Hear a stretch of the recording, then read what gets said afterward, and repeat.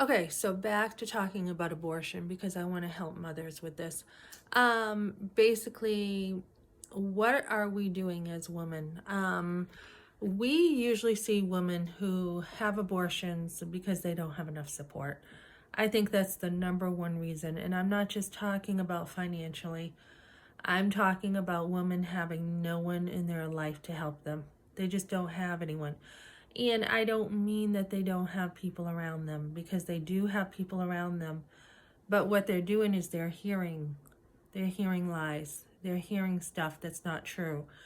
And what we want to do, I think, in the pro life movement is we want to help women be able to talk.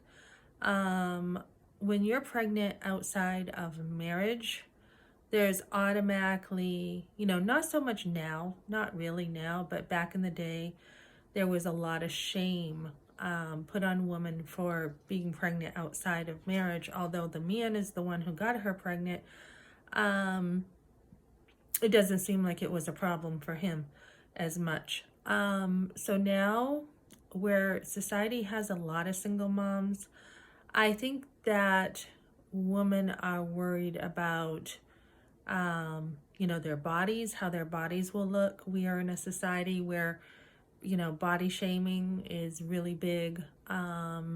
I think they're worried about the money, but whatever the problem is, if they have somebody to talk to, someone that they can open up to, someone they can say, hey, this is what happened. I mean, I didn't even get to talk to anybody about what happened, like how I got pregnant. It was just a forced abortion, done deal. Nobody asked if I was okay. No one asked like anything. No details at all. So I have shared openly on the internet just how I got pregnant, just being a young girl.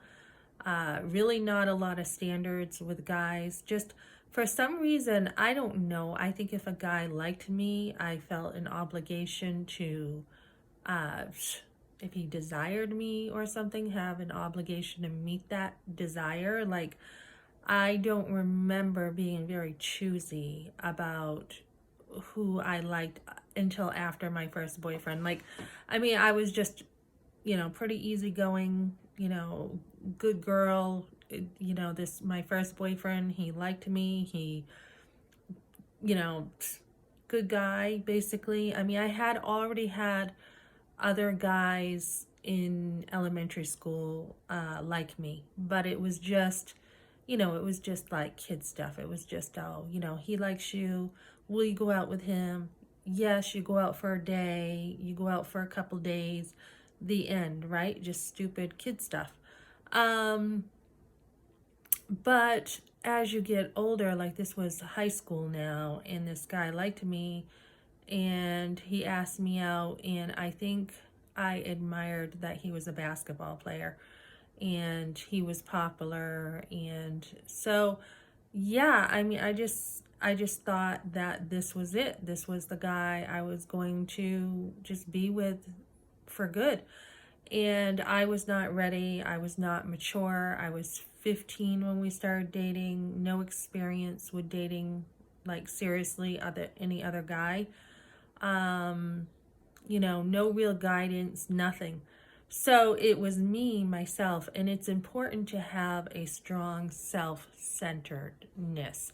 Women want to be centered. It doesn't mean you're selfish to be centered, and I'm more centered now as I'm older than I used to be. When you're younger, you're getting tossed to and fro with the winds, right? And you should have support. You should. But when you don't have support, you don't even have support with a guy. Like, what are you looking for? And it was me who did start understanding myself better. Um, and, at about, yeah, 16, realizing for some reason I just didn't want to be with this guy anymore. He just was not my type. I outgrew him. I didn't want to be with him anymore. And that was a good thing. But that, the whole forced abortion and everything that happened, I think my confidence and self-esteem went right down. And then picking guys later to date, I think my standard was lowered a little bit more. Like it was just, you know, like, where are you going? What are you doing? You just went through, you know, this abortion. You just had a guy who broke into your home. And we go through that as teenage girls sometimes. We go through having bad boyfriends. We go through trying to figure out, like, who do we want to date and who's cool and who's, you know, it's all teenager stuff. And it's just so it's so young to be making decisions, big decisions in life, to be making those big mistakes in life. It's just, you're too young, you're not mature enough, and you want to, you know, if I had a daughter, I would not be letting her date at a young age. I would be guiding her a lot more. And you want girls to have enough support to be able to get in there and be like, okay, how is he treating you? Looking back now, a guy should treat you like a vet. If you think of a Corvette and you think of how nice certain cars are, you don't want to scratch on that car, right? That is how a guy should be treating you. He should be treating you with the utmost care, the utmost love, kindness, goodness to you. That is what you want in a guy. And when you're young, you can't see that. You cannot figure out, like, you know, you're just experimenting is what you're doing if you don't have the guidance. So I think, to wrap this up, I think what we want to do is we just want to get in there with teenager girls more and help them understand how to date before they even get in a situation where they're pregnant. Because for me, I, you know, never mind knowing how to deal with this guy when I didn't want to date him anymore, but now I was pregnant and no guidance for that really either. So we want to be there for young girls, and that's what my channel is about, just helping girls navigate, helping them to understand and be able to make good decisions in life. And I wish I had someone like that in my life. And I always say, if I could help one girl, just one, I would feel like everything that I went through on the side of abortion would have been worth it.